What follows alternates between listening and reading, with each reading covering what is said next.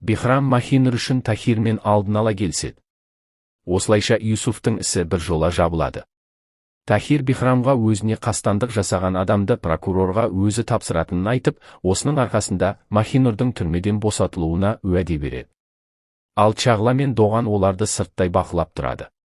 Доған ашуланып Тахирге бармақ болады. Чағла Доғанды көндіріп, алдымен жағдайды анықтап, жоспармен әрекет етуді айтады. Фикрет Сифаға қарындасынан аулақ жүруін айтып, оны ұрып соғады.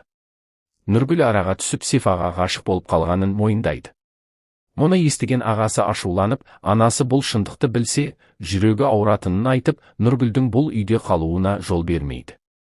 Синан ауруханадан шығып, үйіне оралғанда әкесінің төсектен айыққанын көреді. Тахир оған қолын созғанымен, Синан әкесіне бомбаны көлікке орнатып, мені өлтірмек болдың деп айыптайды. Бірақ Тахир мұны мойындамай, өз баласын өлтіруге бұйрық бермегенін айтып, Синанға әкесін құрметтеуді талап етеді. Чағла прокурорға Тахирдің есін жиғанын және Шевкеттің өліміне Тахирдің қатысы болуы мүмкін деп айтады.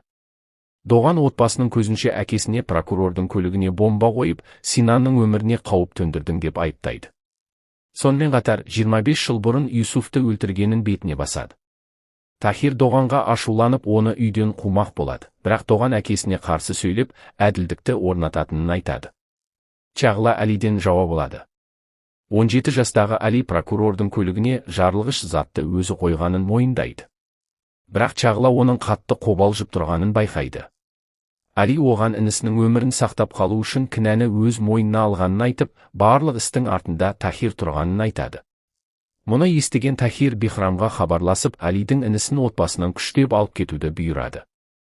Мелек түрмеден босап шыққанда, отбасы оны түрменің алдында күтіп алады. Генжо да музыканттармен бірге келіп, Мелекті ерекше қарсы алады. Мелек бұған қатты қуанады. Алайда Доған Генжоның келгеніне аса риза болмайды. Чағла оған Мелек үшін Генжоны түсіністікпен қабылдауын сұрайды. Сол жерде бәрі көңілденіп билейді. Осы кезде Тахир келеді. Бәрі музыка мен биді тоқтатып үнсіз қалады.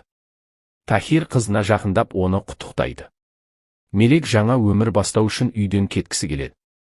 Бірақ Доған оған асықпауға кеңес беріп, алдымен Махинурға көмектесуін сұрайды. Біраз уақыттан кейін Тахир Мелектің бөлмесіне келеді. Әкесінен қорыққан Мелек есікті әрең ашады. Тахир оның күнделігін өзіне көрсетіп, әкесін жек көретінін біліп, қатты ашуланады. Мелек әкесінен кешірім сұраса да, Тахир қызын бөлмеге қамап, тамақ пен су бермей жазалайды. Мұны көрген Гүлшан Доғанға хабарласып, әкесі Мелекті ұрып соғып, жазалағанын айтып, Мелекті құтқаруын сұрайды.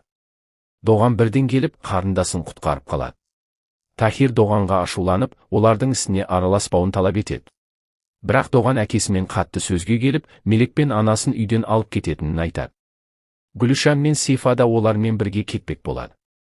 Тахир Доғанға ашуланып, олардың үйге қайтып келуіне жол жоқ екенін ескертеді. Чағла Доғанның отбасын өз үйіне орналастыруға келіседі. Осылайша олар уақытша Чағланың үйінде тұрады. Доған Чағлаға көмек үшін алғыс айтып, оны құшақтайды. Кейін Доған Әлидің інісі Бихрамның қолында екенін біледі. Баланы құтқару үшін Бихрамға барады. Екеуі төбелесіп, соңында Доған баланы аман алып қалады. Бұған ашуланған Бихрам Тахирге хабарласып, Махинурдың құпиясын жария етемін деп оны қорқытады. Ал Доған мен Чағла Әлидің інісін аман-есен отбасына тапсырады.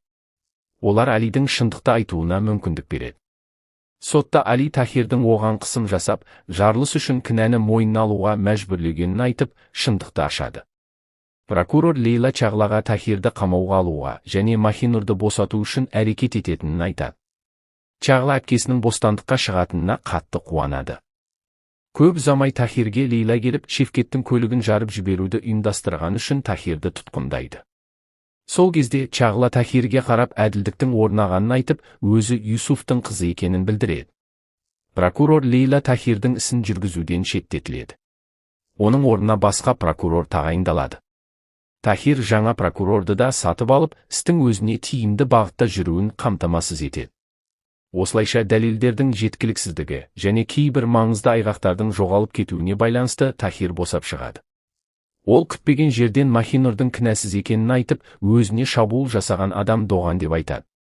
Ал Чағла Доғанға келіп әділдік орнады деп қуанып отырғанда, полиция қызметкерлері келіп Доғанды тұтқындап әкетеді.